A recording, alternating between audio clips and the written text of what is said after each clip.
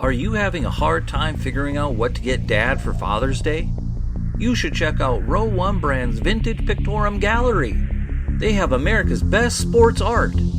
With over 7,200 historic sports prints, you're assured to find something unique for Dad this Father's Day. Instead of a boring old tie, get him a historic baseball photo taken by Henry High Sandom at the historic Polo Grounds Stadium in New York City during the 1894 Temple Cup. Or, if he's an NFL buff, check out the 1963 vintage NFL poster. These are so good looking that you'll be amazed how they turn out. Shop now at sportshistorynetwork.com/row1 and save 15% off your order. This podcast is part of the Sports History Network, your headquarters for the yesteryear of your favorite sport. You can learn more at sportshistorynetwork.com. As kids, we all looked up to our favorite athletic heroes. After all, they were taller than us, so looking up at them literally was a realistic requirement as well as a figure of speech. In this episode of When Football Was Football, we'll look back at the life and career of a Pro Football Hall of Famer who was one of those very few athletes who also played pro basketball in Major League Baseball. He was an All-American in football, won a Rose Bowl, was selected as an All-Pro 8 times, and was the finest field goal kicker of his generation. He could shoot hoops from the outside, and his speed could easily turn singles into doubles on the baseball diamond. In short, he was a giant among men, even though he stood just 5 foot 8 inches tall and weighed only about 155 pounds. His name was John Leo Driscoll, but we can call him Paddy. Despite his size, Driscoll was a dynamo on the football field who could run, pass, kick, tackle, fake, swerve, leap, and intimidate. He did it all during a time when players were expected to do it all by playing both offense and defense, taking infrequent rest, and enduring inadequate medical attention while wondering if they could recover from the brutality of the sport on Sunday and then report in time for their real job on Monday morning. Driscoll was born on January 11, 1895, to Timothy and Elizabeth Driscoll. 9 days later, the infant was baptized into the Catholic Church by the Reverend H.P. Smythe at St. Mary's Church in Evanston, Illinois. Paddy would spend his formative years in Evanston, starring in football, basketball, and baseball at Evanston Township High School, before moving on to nearby Northwestern University. After the 1916 football season at Northwestern, Driscoll was named to several All-American teams, excelling as a quarterback, halfback, defender, and kicker. And he also played baseball for the Wildcats. During the summer of 1917, while still in college, Driscoll played professional baseball for the Chicago Cubs. During his brief tenure with the Cubs of just 13 games, the rugged infielder batted only .107 with 3 hits and 28 at-bats. Unfortunately for Driscoll, his flirtation with the Cubs as a professional ball player apparently cost him his final year of football eligibility later in 1917. He quickly moved over to try his hand at professional football that fall, signing with the Hammond, Indiana club, where the pleased Hammond Times newspaper described Driscoll as only 152 pounds, but he is fast, cool, and heady. In an early game at Davenport, Iowa on October 14, 1917, a writer with the dubious name of Knock M. Stiff, I can't even say it, it's so wacky, with an N for knock, N-O-C-K, he wrote for the Quad City Times and was enthralled with Driscoll's performance in a 9-3 Hammond victory over Davenport. He said, "It was all Driscoll for the Hammond Club. He ran 65 yards for the only touchdown of the game and booted a drop kick from the 30-yard line that helped bolster up the score. Besides that, he played a wonderful defensive game." Well, Mr. Smith further described Paddy's running abilities as wriggling snake dancing. Never heard that before to describe a rusher. One of my favorite stories about Paddy during his time with Hammond concerns his toughness, as was reported by the Chicago Evening Post. It said, "When tackled while running back a punt, Paddy Driscoll was knocked out on his feet. Without being aware of the fact, he drop-kicked a field goal from the 53-yard line after calling signals for a forward pass. He had to be taken out of the game. Since this was not a punting or field goal situation, someone asked Driscoll at halftime why the heck had he decided to go with the long drop kick. Paddy replied, "What drop kick? And what's the score anyway?" Apparently, there was no concussion protocol in 1917. With World War I ongoing, Driscoll passed his military physical test on January 31, 1918, and was soon assigned to the Great Lakes Naval Training Center in Illinois. Ironically, he would soon be a teammate of recent University of Illinois student George Halas on the Great Lakes sports teams, initiating a lifelong friendship with Halas.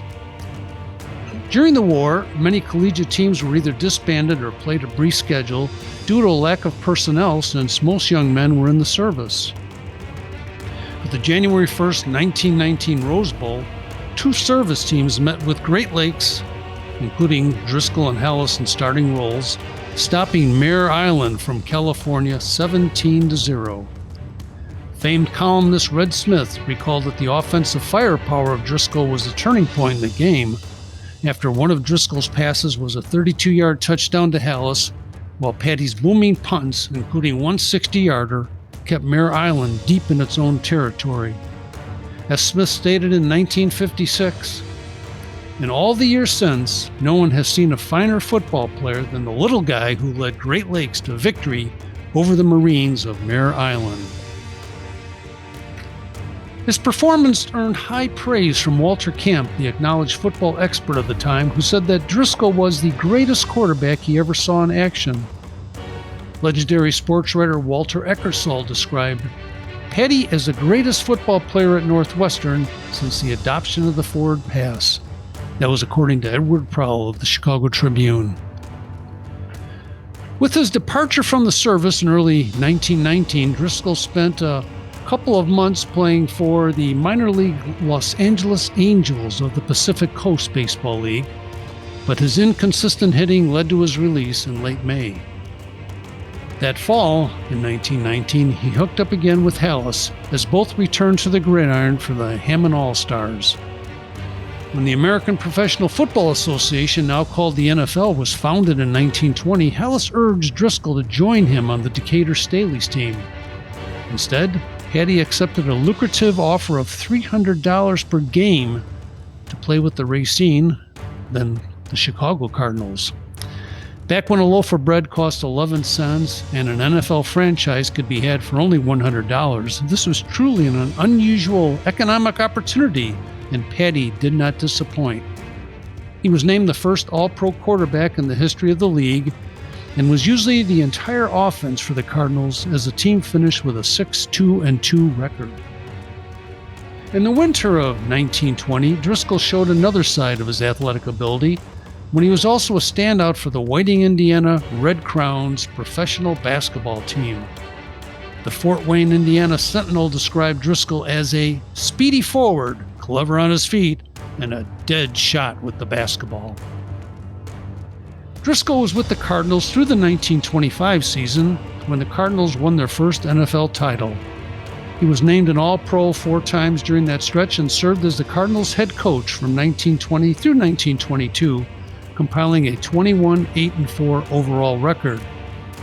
In 1924, his 55-yard field goal was believed to be the longest field goal in NFL history, and that lasted for several years. And it came via a dropkick. Paddy booted an estimated 40 dropkick field goals during his NFL career. One of his most famous games occurred on Thanksgiving Day in 1925 when the heralded Red Grange made his debut with the Chicago Bears against the Chicago Cardinals. A sellout crowd of over 34,000 was on hand at Wrigley Field and watched, although with a bit of disappointment, as the teams battled to a 0-0 tie. Driscoll had done his best to keep the game close for the Cards by punting over 20 times, with the majority of those kicks being away from the dangerous Grange, thus limiting Reds' opportunities to break one of the returns for a touchdown.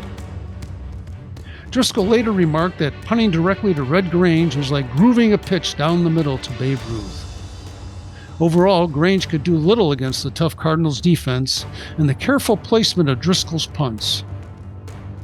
As he was leaving the field, walking alongside Grange, the players were met by a chorus of loud boos from the crowd.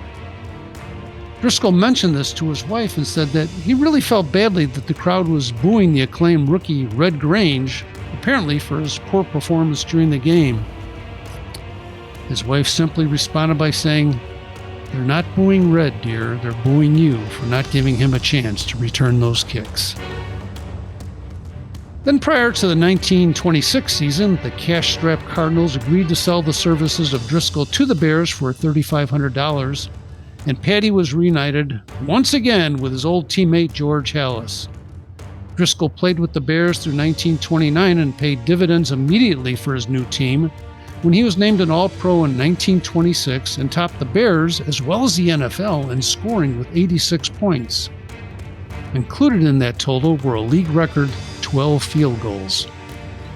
As was typical of pro football at the time, Driscoll needed to work another job to make ends meet while playing football. Beginning in 1924, he began a nearly 2-decade stretch of coaching high school and college players. He started as a coach and athletic director at St. Mel's High School in Chicago, where his basketball team won the 1925 championship of the National Catholic Interscholastic Tournament at Chicago's Loyola University.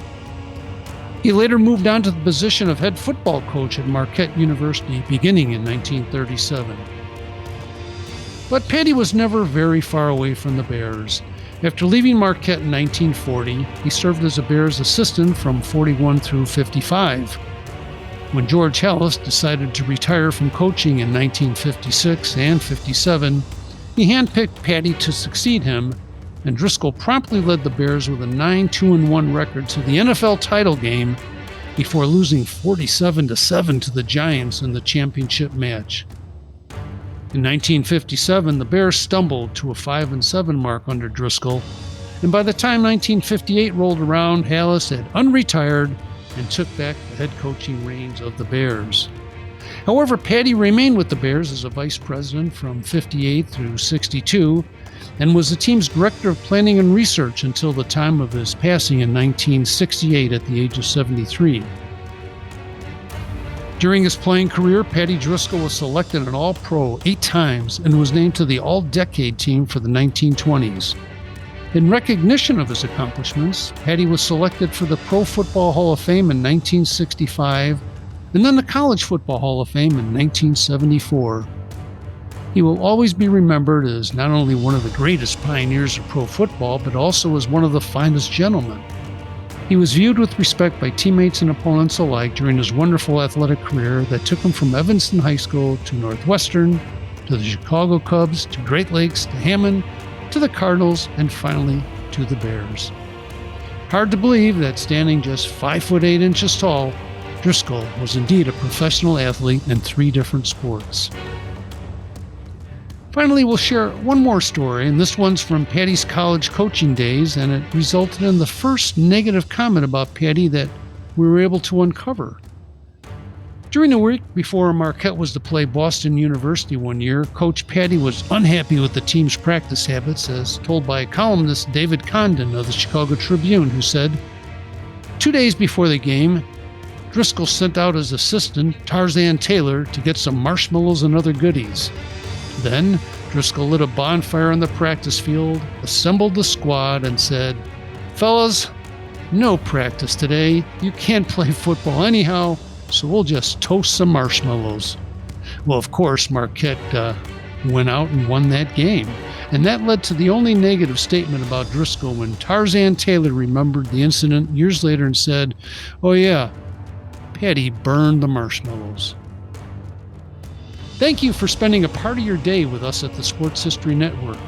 Please join us for the next episode of When Football Was Football, when we'll explore why the Chicago Cardinals left that city over 60 years ago. Thank you for listening. This podcast is part of the Sports History Network, your headquarters for the yesteryear of your favorite sport. You can learn more at sportshistorynetwork.com.